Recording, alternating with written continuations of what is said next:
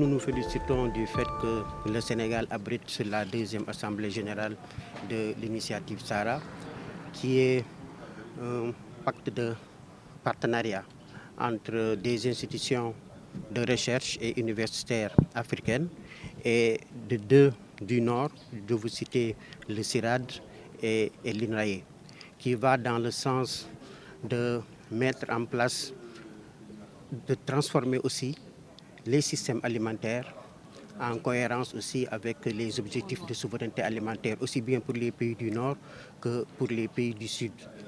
Et dans un premier temps, après la première assemblée générale qui s'est tenue en Afrique du Sud, beaucoup de jalons ont été posés qui vont dans le sens de mettre en place un cadre scientifique avec l'élaboration de beaucoup de projets, mais aussi mettre en place une feuille de route en rapport avec l'Union africaine et l'Union européenne, mais surtout mettre l'accent sur les aspects de gouvernance et voir aussi comment nous pouvons accueillir aussi d'autres institutions dans cette initiative. Alors cette Assemblée générale, d'abord, elle doit prendre des décisions.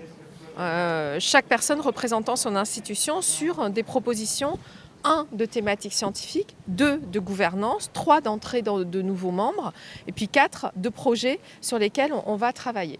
Et notamment cette Assemblée générale, nous devrions décider d'avoir un comité consultatif externe avec la participation de la FAO, de l'Union européenne, de l'Union africaine. Donc c'est bien la portée globale qui doit être actée de cette initiative.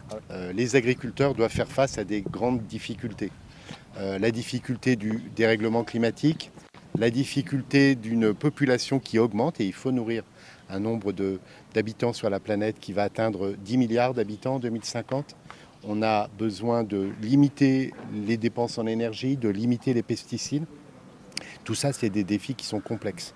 Et ce qui est important aujourd'hui, c'est de voir que toutes les organisations, les principales organisations de recherche africaines et françaises, et puis on a aussi des partenaires européens, se réunissent pour travailler ensemble.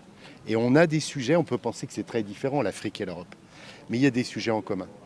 La question du climat, la question de la sécheresse, la question de la sélection des espèces végétales qui vont être adaptées à cette sécheresse et à ces inondations parfois.